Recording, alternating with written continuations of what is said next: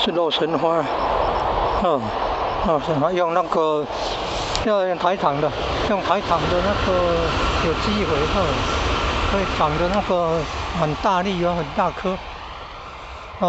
有那个什么花青素还有什么，说那个对心血管很好对心血管好，降血压。叫做红宝石茶呢。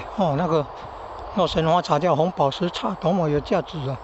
网络看影片叫做听故事学中药啊，还讲那个肉参花的故事。那时候还曾经救过宫廷里面的公主。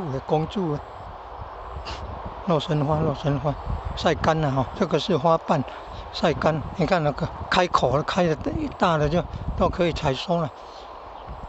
开口。